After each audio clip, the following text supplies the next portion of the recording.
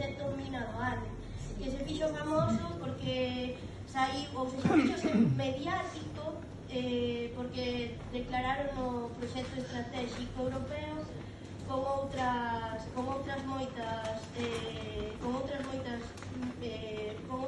proxectos ao longo de Europa. Estivemos como son subidos eixo en Bruselas, porque, bueno, para que saibades que xusto agora isto que está dicindo de como as mineiras se implantan, que se repiten todos os lugares, pero nós agora, por exemplo, na comarca estamos sufrindo a presión psicolóxica de dar por sentado que o proxecto xa vai, e é unha mentira soberanísima, porque o proxecto non vai, primeiramente porque a declaración de proxecto estratégico está recurrida porque unha das cousas máis alarmantes é que nunca nos deron as poblacións afectadas a documentación científica na que se amparan esas designacións. Nós non pudemos ver esa documentación. O antigo director do proxecto Mina do Ade, que era Carlos Martínez, xerente da empresa Recursos Minerales de Galicia, era un dos expertos independentes que Europa escolleu para designar o proxecto como estratégico. Están todo o tempo con presión psicolóxica que chega efectivamente polos bares como un ruxe, non, isto vai, non hai nada que facer. É totalmente mentira. O pobo organizado ten isto xa na vía administrativa alegado, eso vai ter que vir respostado, e no caso, por exemplo, da Mina do Ade, onde se vai resolver é nos tribunais. Nós estamos convencidos que haberá que ir ata o final e aí será onde se pare.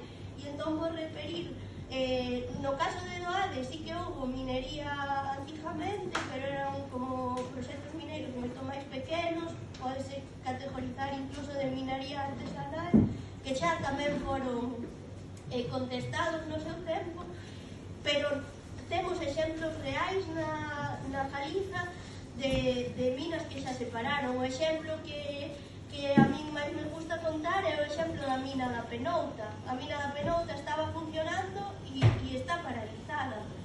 O exemplo da mina de San Fins. Touro está cobre San Rafael dando por saco e Isa pode aportar, pero estáse poñendo contra as cordas. Non o van ter tan fácil. Entón, por iso tamén a importancia de visibilizar o conflito nas cidades que están vinculadas ao rural, porque ao final Galicia é unha aldea moi grande, non hai unha división real. Entón, só traer a conciencia, por iso a importancia da visibilización do conflito, porque efectivamente é un conflito que nos vai atravesar a todos.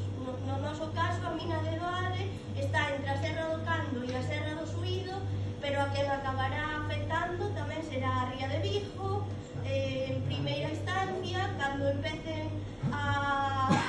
non van empezar a corregir, pero se empezasen, non afectaría só o lugar onde entran a primeira vez, porque son os trapalleiros e os mentireiros. Entón, no caso da mina do Ade, cando era no 2020, o proxecto era un proxecto tremendo, grandísimo, que xa afectaba a 5 concellos.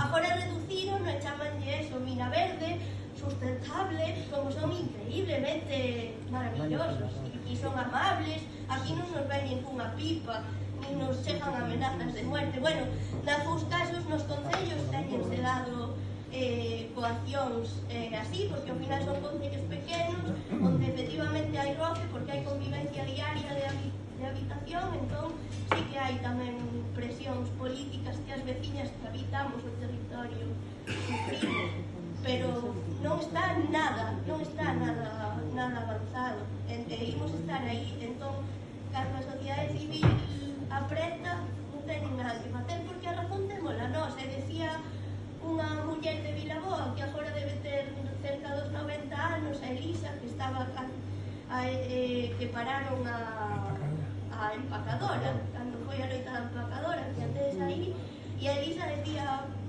non tiñamos dúbida de que íbamos gañar, porque a razón témola nós. Entón, nós estamos certos aí, ou seja, porque xusto as empresas mineiras o que queren é que pensemos o contrario, que non hai nada que facer, que quedemos na casa porque está todo vendido, porque as leis van a facer ter o amparo e beneficio das empresas, pero é todo o contrario. Entón é esa vontade de derrotismo a que hai que combatir. E pode combatir de mil maneiras.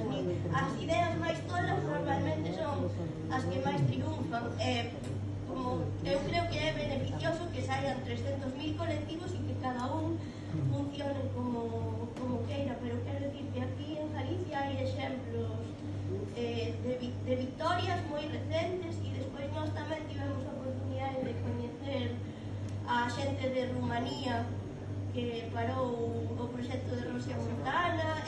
Hai exemplos ao longo de